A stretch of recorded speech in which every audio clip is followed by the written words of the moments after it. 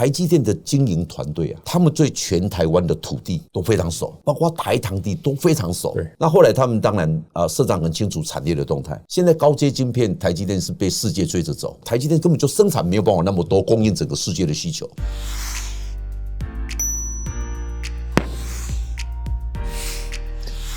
各位财讯观众朋友，大家好，我是谢金河，欢迎再度收看老谢开讲。今天我们非常高兴迎来5星级的县长，嘉义县长翁章良，今天特别从嘉义来到我们摄影棚，要来跟大家分享。从这5年当中，已经快到6年，他带领了嘉义县呢，从农工大县，那么现在不断的往前跃升，不管在农渔牧，或是在现在的智慧这个生产一直到现在的 CoWAS 的设厂，同时呢，无人机的基地呢也一马当先。欢迎您加入财讯的频道会员，支持最懂投资的财经媒体财讯。同时呢，2024年也是财讯50周年，回首过去，我们陪伴着读者一路从季刊、月刊、双周刊，再到网络和影音，但始终不变的是我们对于台湾价值的认同和坚持。如果您也跟我们一样珍惜这份共同的理念，欢迎您加入我们的频道会员，或是留言赞助支持我们，继续陪伴大家，再迎接下一个50年。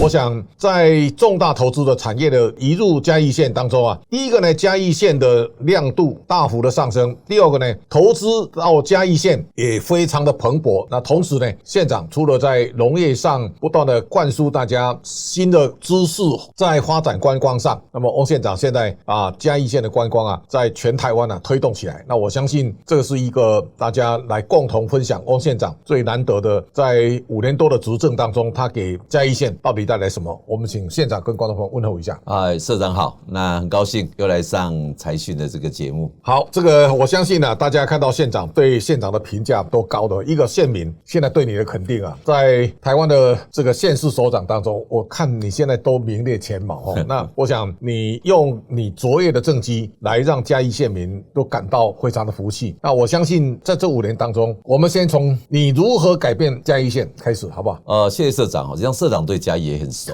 那因为社长对全台湾的产业界都一直很关注所以嘉义在整个产业的发展过程当中，慢慢的浮出台面那我想这个是一个机会，也是一个国际形势的一个转变。那刚刚社长特别提到说，嘉义过去叫做农业县，后来我在就任大概1年多以后我大概正式跟他改名叫做农工大县。那最近我又要跟他改名了叫做农工科技大县，又加了科技2个字那因为特别社长提到了所谓的 CoWAS 要整个进驻到这个嘉义来那实际上嘉义它的产业太过单一，那就业不足，那加上整个农业就是我们的根，那农业又在整个发展过程当中是最近慢慢有起来，不然它已经慢慢弱势化非常的久，所以嘉义碰到很大的一个挑战。那还好这5年来我们系统化的，包括透过跟中央的合作，包括掌握到整个国际局势的变化，那趁势把嘉义发展起来。所以我想嘉义发展起来是机会，也是人的努力。整个的发展过程当中，实际上现在碰到的挑战也非常多，因为当整个能量灌注进来了以后，相对的很多的基础设施跟很多的这些规划，我们必须要更前瞻的去看嘉义未来可能的发展的方向，包括它可能带来的影响。所以反而最近这段时间说实在的，我们县政府特别累，因为说实在的，过去没有那么多建设，现在一大堆建设正在发展当中。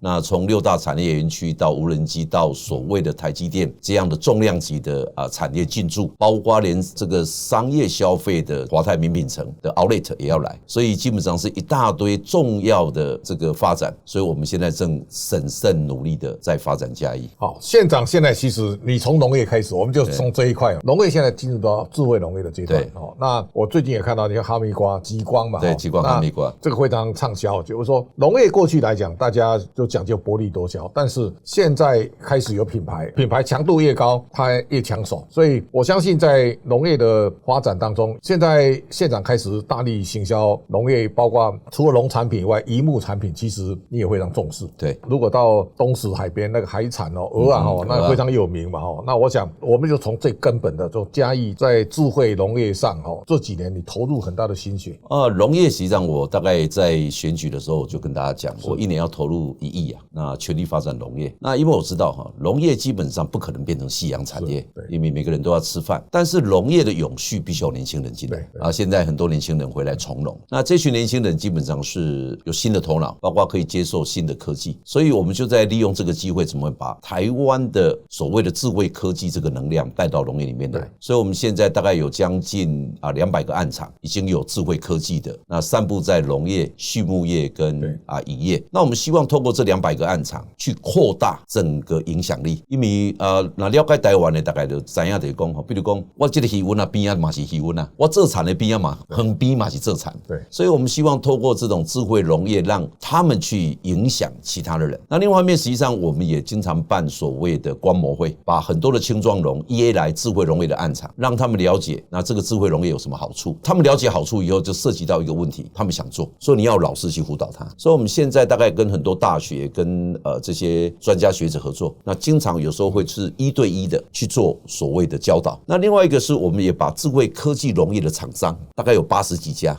那我们也带进来。那带进来的时候，实际上这些智慧科技农业的厂商也不必然它完全可以解决农业在现实上的问题。对，所以这些农民有时候会反映给这些厂商说：“我这个状况是不是我都用智慧科技来处理？”所以厂商也在这过程当中也会去研发怎么去符合这样的一个发展。那实际上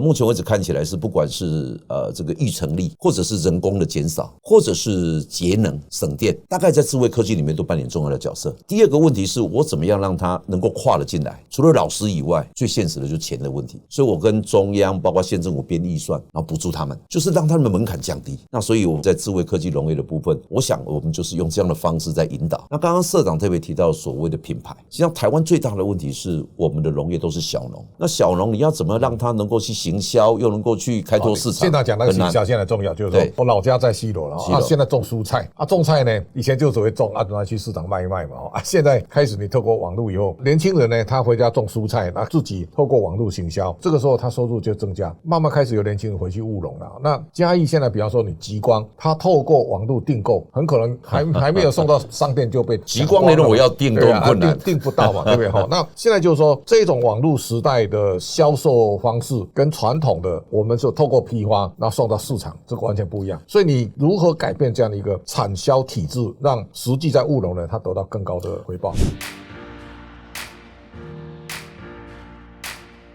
实际上我跟农民聊天过，农业有一个很重要的问题，除非你去做所谓农场，不然它是会坏掉的。对，它跟工业产品不一样。如果成熟了，你就要想办法怎么赶快销出去，不然就叫做损失。对，所以现在大概网络的兴起大概我们这些小农他们针对有一些网络的强势商品，他们大概差不多40%到50%透过网络。那另外一个大概有些会进到所谓的拍卖市场，比如说台北国菜市场，或者是在地方的行口去做处理那所以它的产销更多元。那所以对农民来讲，他如果这个整个的采销的过程如果能够更所谓的快速进得合理，那他的收入当然相对会提高。整个农业的部分实际上县政府还有在做一块，就是怎么样把东西带到国外，把价格拉起来。有些东西实际上因为都是小农，也不是所有东西都可以到国外去，所以台湾的农业基本上还是以国内市场为主。那我们现在最主要是把凤梨带出去，所以我们现在大概很带到日本，现在很稳定的大概就是3口县、福冈跟大分，也就是9州地区。那现在大概我们是已经进入到第2年。那去年我们销了550公吨的凤梨，今年大概销650公吨。咖啡的部分我就锁定 Okinawa。实际上我们的咖啡农很多很年轻，而且有国际观、有新观念。那有一次有一个咖啡人就跟我讲说：“县长，你每次都讲说我们的嘉义的咖啡是全台湾最好的咖啡。”他说：“县长这样魄力太小。我跟你讲，我们的咖啡是全世界最好的咖啡。”我说：“你不要骗我呢，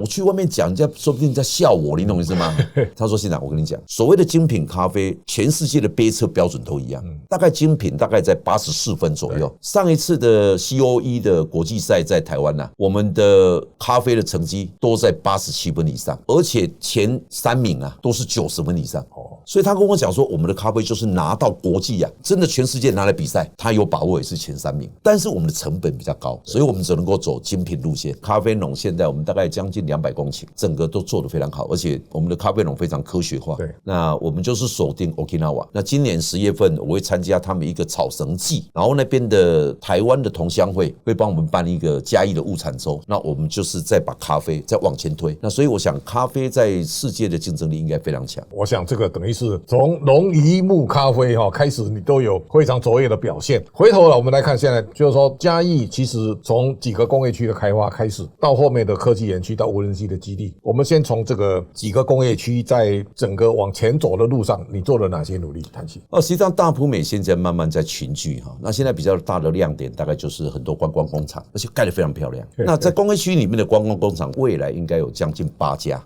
所以它已经有群聚效应。现在马稠后的部分啊，现在正在整建当中。那现在有零零星星有几家厂商已经进驻在生产了，包括我们未来经济部长郭志辉的崇业石英，大概都已经开幕了哈。大埔美现在还有一块基地，我们划了45公顷，这个45公顷因应于 CoWoS 台积电要来，所以我们那边会变成所谓的要去做半导体的这种产业基地，大概是这样。那另外还有一个45公顷，未来是很多所谓的农地上的工厂，让他们进来。那未来大概有将近120几家厂商会进驻啊。那其他的大概遗产的部分我们在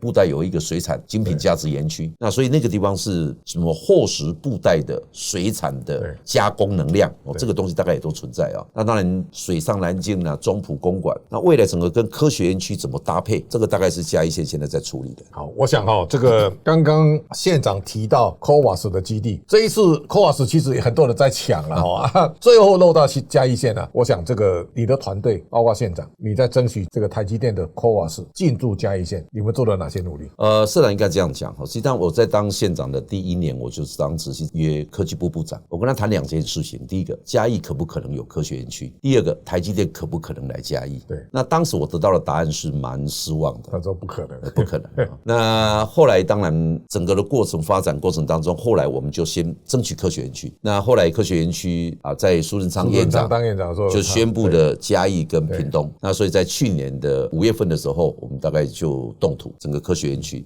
那实际上台积电它是一个国际大厂，台积电的根要留在台湾。台积电的经营团队他们对全台湾的土地都非常熟，包括台糖地都非常熟。那后来他们当然社长很清楚产业的动态。现在高阶晶片，台积电是被世界追着走，台积电根本就生产没有办法那么多供应整个世界的需求。所以过去我问科技部长的不可能，后来变可能了。那当然他要寻找地方能够再去设所谓的高阶晶片的CoWoS厂。那后来他们当然很清楚嘛，嘉义有科学园区，而且这块土地马上就可以用，所以他当然就挑嘉义。实际上就台积电来讲，我怎么样符合我世界上的经营需求，台湾哪些地方可以提供这样的条件，所以他们就挑中了嘉义来设这个 CoWoS 厂。整个他们挑定了以后，当然后面就是我们政府的问题了，怎么样解决水、解决电，那整个能够符合台积电的设厂的时间点能够配合得上，这个大概是我们在努力。现在嘉义就南潭水库或仁义潭水库，看起来它的容量都不大了所以这个就县长将来可能要花时间来解决这个问题。水的问题是都没有问题的，都盘过了水的问题是中央，他们要做统筹性的处理。整个嘉义的水权调拨就是仁义潭、南潭、曾温水库，还有云林的湖山水库，大概是这样说实在的，现在目前为止，台积电是希望75%的再生水，25%的自来水。那现在嘉义地区，包括嘉义市，一天的供水量大概在30万吨。实际上，整个中央框给嘉义地区的啦，一年大概差不多在35万吨，所以大概我们还有5万吨。当碰到紧急状态或是扩大状态的时候，实际上我们还有5万吨是可以用的。那实际上湖山水库76%的集水面积是在嘉义县，26%是在云林。曾文水库79%的集水面积是在嘉义，21%是在台南。所以为什么水是一个全国性调拨的资源？那最近大概我碰到水利署的长官，他说水的问题你们不用担心，现在政府整个在更新整个过去旧有的水的这种所谓通路。他说整个乌山头包括曾文水库这些旧有的通路，如果整个更新实际上它渗漏把它解决掉，用新的设备，它能够至少拿回来5%就好了，那个水就不得了。所以整个产业发展当然需要水，所以我想中央现在也很重视水资源。那整个南部的有一个珍珠串的计划，整个能够做水自由的调拨。那如果说管路的更新的部分又能够再强化，实际上台湾在产业的发展，这个是一定要解决的。那台积电会到嘉义来设厂，实际上从去年的8月，水跟电整个都盘过了，没有问题，没有问题，他才可能宣布。如果有问题，他不可能在这边设。对。我想这个恭喜县长哦，就是说全台湾台积电所到之处都会带来人气，带来重大投资。那我相信这是发展嘉义一个非常重要的起点。那无人机产业现在县长花很多心思来，包括到土耳其啦，到美国去考察这个无人机的产业发展。那无人机的亚创中心其实大家寄予厚望，所以也要请县长谈一谈，就是说你在这一次到美国考察无人机的心得，然后呢，无人机的基地在嘉义能不能让它发光发亮？实际上这次到美国是有任务的，大概完成几件事情。第一个，把无人机业者第一次参加全世界的展览，就是在圣地亚哥。对，然后也让世界看到，上面写一个台湾，然后有15家厂商，然后让其他的业者看看，台湾在整个无人机的实力啊，我想这是第一次国际性的亮相。那整个的效果基本上是很好的，包括我去看其他国家，我们并不输人家，所以台湾还是有一定的能量，包括台湾的资通讯产业这是第一个任务。第二个是我们准备打进美国市场。那打进美国市场，当然要跟他们那边的很多的单位合作，比如说测试验证。那你没有经过美国测试验证，你怎么可能在美国在行销我们的无人机？我怎么样在美国找到相应的公司合作？后面可能有很多维修，包括服务。那所以这次我们大概也跟了几个美国的单位签了 MOU， 彼此同意做所谓的测试，包括相关的验证。那另外一个大概是我们要打进去市场。那台湾刚好在工研院有在北美有设一个公司，所以我们跟他签订以后就是以工研院北美的这家公司当作进入到北美的市场一个重要的窗口。那这个部分我们后续会继续经营。那第三个是我们到奥克拉荷马州，奥克拉荷马州是美国在航太产业里面排名第1名的州，那他们相关的产业链就有将近1100个公司，那他们也很喜欢跟台湾合作。实际上他们为什么看上台湾？因为台湾的制造业跟台湾的资通讯产业那实际上非常强。那所以怎么样透过跟美国的合作，让实际上很多制造是可以在台湾的。那所以这次大概我们去不管是州长或副州长都给我们高度的这样的一个这个接待。那我们跟他们那边产业界透过很多的早餐会，那包括座谈会，那彼此看有没有可能合作的这个契机。所以这次到美国，我认为很重要的是让我们的业者进入到世界市场，然后能够进入到美国的测试验证，再加上跟美国的单位具体合作。那如果能够进入到美国市场，全世界以美国为首的这些国家大部分就可以接受了。所以这是我们最大的突破。这个无人机产业其实从台湾现在工业电脑里面有好几家，他们在无人机的主控机